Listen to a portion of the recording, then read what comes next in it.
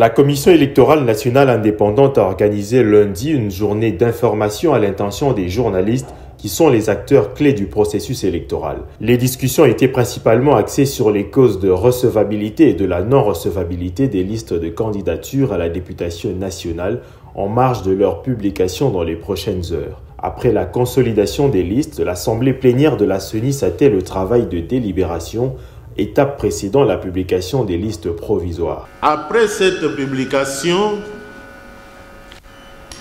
il y aura un délai de 5 jours qui sera accordé aux candidats, aux partis et regroupements politiques pour éventuellement vérifier et au besoin procéder, faire le recours au niveau de la Cour constitutionnelle. La Cour, quant à elle, disposera de 10 jours ouvrables pour traiter les requêtes reçues et prononcer les arrêts qui permettront, une fois de plus, à la plénière de la CENI de publier les listes définitive des candidatures à la députation, ou si vous voulez bien, à l'élection de députés nationaux. Le rapporteur de la CENI, Patricia Ntseye, a rappelé aux professionnels des médias leur rôle important de la diffusion de la bonne information. La CENI ne cessera jamais de rappeler que les médias jouent un rôle très important pour faciliter l'accès de la population à la bonne information publique. À ce titre, vous êtes appelés à jouer un rôle avant-gardiste afin de relayer le message de la CENI à la population par vos médias interposés. En accord avec la charte des médias en ligne contre le discours de haine en période électorale, présentée le jeudi dernier en présence de la CENI, cette journée veut engager les journalistes dans la lutte contre la désinformation et le discours de haine qui pourrait résulter de la publication des listes jugées irrécevables. Selon le premier vice-président de la Commission électorale nationale indépendante, les parties prenantes au processus ne s'informent pas suffisamment, notamment sur les dispositions légales en matière de candidature, ce qui explique la volonté pour la CENI d'associer les médias pour plus de sensibilisation auprès des acteurs concernés. Vous avez suivi attentivement les exposés de nos experts. Nous osons croire que vous avez reçu là une somme d'informations.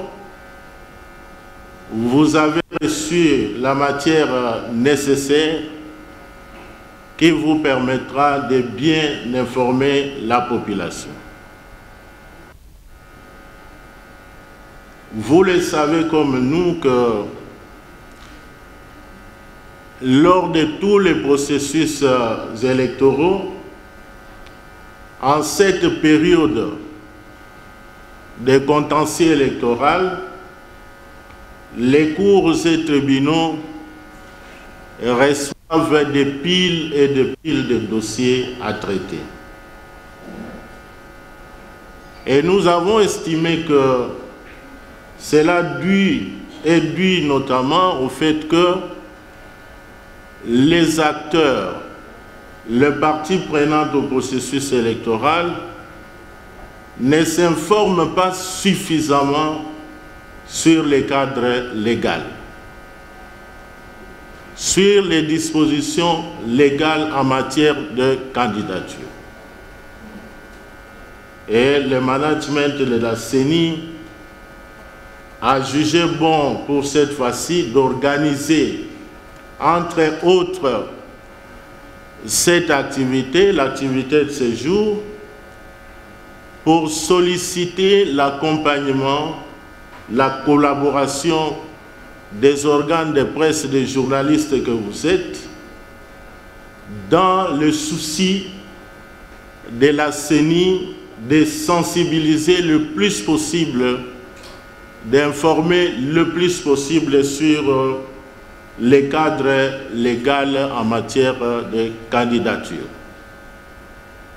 Les experts de la centrale électorale, quant à eux, ont planté leur argumentaire autour des questions de recevabilité et d'irrecevabilité des candidatures, en martelant essentiellement sur la question délicate du seuil de recevabilité avant la série d'échanges avec les journalistes présents.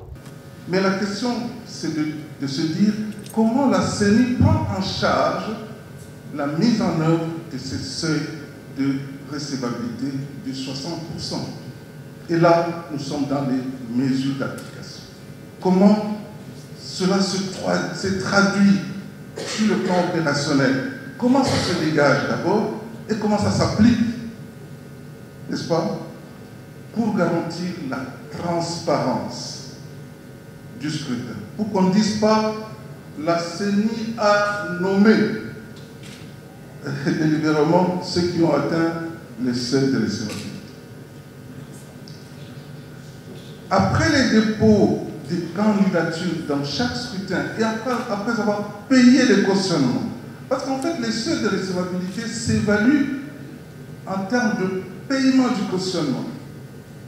Vous payez les cautionnements, on considère que vous avez payé pour un siège. Et pour la députation nationale, il faut en payer pour 300 et plus. Vous faites le maximum, il n'y a pas de problème. L'opération de réception des dossiers de candidature pour les aspirants à la députation provinciale et les candidats conseillers communaux se poursuit dans les bureaux de réception et traitement de candidature jusqu'au 22 août, avant la convocation de l'électorat pour l'élection présidentielle le 1er septembre prochain.